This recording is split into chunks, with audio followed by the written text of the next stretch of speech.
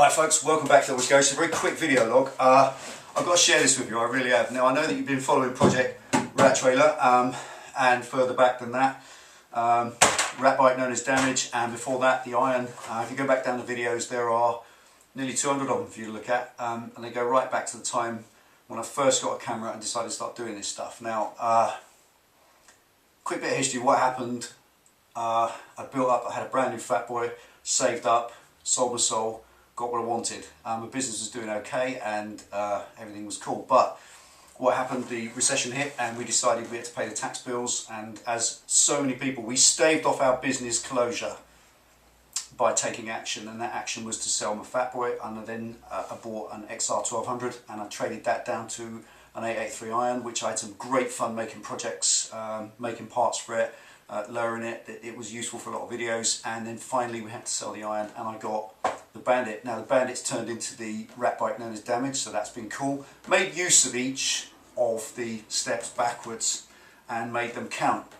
In this instance, we decided that in the end the business had to be downsized, and me and Penny, we downsized it. She now runs the business. That's why she's a clever girl. She's very resourceful. She's a jewellery designer, and she's doing okay. For me, I went back working full time. I have a well-paid career and I'm earning money again, and reasonably well-paid career, and I'm putting myself back into my career and I've saved some money. Now that's where we are today. That's up to date. Me and Penny have saved up some money, and I'm in a position where as the training project is drawing to a close, I'll be able to stand up against the wall and then embark on the next project, and that's going to be a bike build. I've been saying that for a long time. Now I wanted to share this with you because I just got off the phone to a dealer who had a bike that I saw, which was a good potential bike to buy, and it just reiterates what I've said. Now, those of you who know me, those of you who follow videos, I appreciate it all. You know that I'm quite cynical about bike dealers. I don't have a very respectful attitude to them, and it's not because I think I'm better than them. In fact, I'm not. But the principle is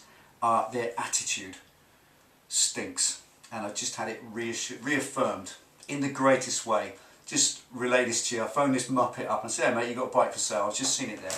Just get this straight. It's not a Harley dealer. It's not even a bike dealer. What he is, he's a messer. He's a guy who sells parts in a little grubby shop in South London. And you see his website, very fancy website, and there's a few photos of the shop, and you see what the shop is. It's just a little grotty parts shop that sells bits and bobs. Nothing special. Certainly not one of the players. Just a little backstreet shop, one-man band with a little till. That's it. But he's got a bike there for sale, just one bike. That often happens. Now, phone him up, so it gives a bit of background, mate. Where's this bike come from? You don't sell bikes. What's the score? Is this your bike? Yeah, it's been his bike for about 6 months. He apparently bought it from someone who passed away, a friend of his or customer who used to buy bits and bobs from him, and etc. So that we've established that, and I believed in the bike, and I read the write-up, and I wanted to own it. I felt that it was a good purchase. Me and Penny talked about the budget. We decided on a figure. And the figure he wanted was the figure I was happy to pay. Wasn't going to haggle, wasn't going to mess about, I was going to offer him his money. So I phoned the guy and said, "Oh, mate, I'll give you what you want and I'll come and get it." Now, my situation is, I sold all these bikes, what I just said to you a minute ago. I said, that's where I am, I've saved up the money and I need to just come and get this. And I live 200 miles away on the south coast. You're up in London. And he said, yeah, whatever. You know.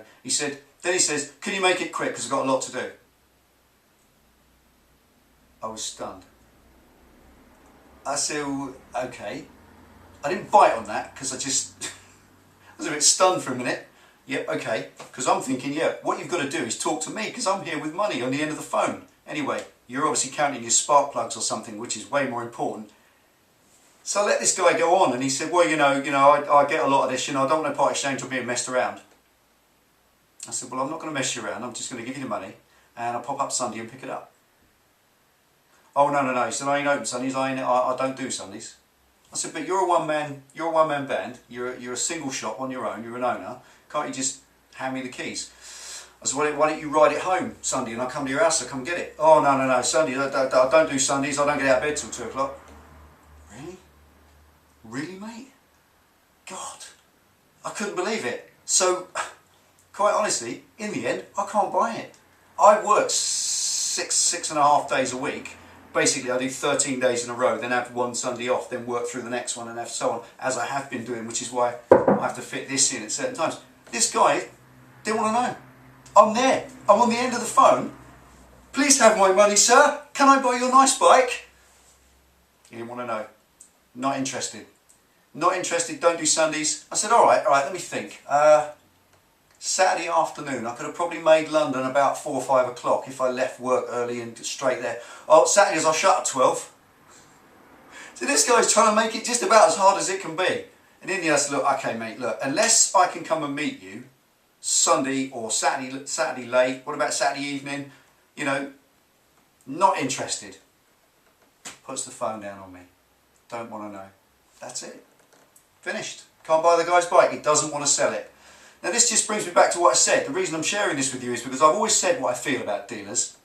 They're lazy, they're arrogant, they're greedy, and they feed off of us. Us bikers that make, build and ride our own bikes, they feed off us like parasites. I hate dealers, and this guy has just completely reaffirmed it. I've known one good salesman in my motorcycling life, and he's the guy who sold me Penny's bike.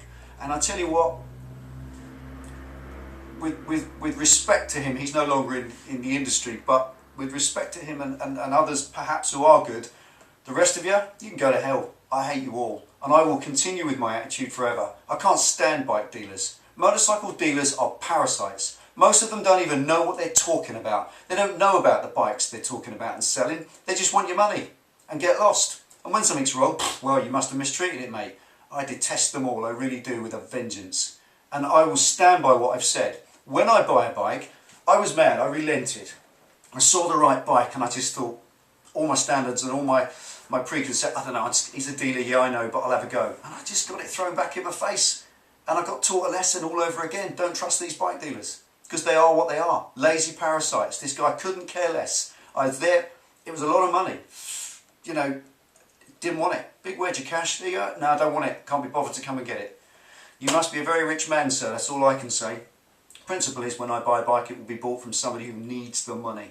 Someone who's got kids to feed, a mortgage to pay, like I did.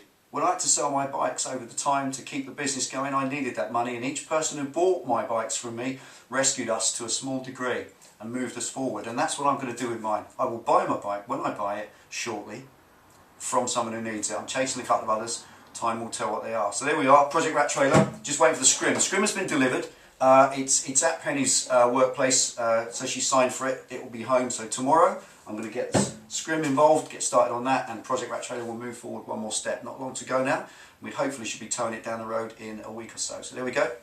Thanks for watching. Thanks for listening to me rant and waffle and whine like a baby. I feel better now. See you next time.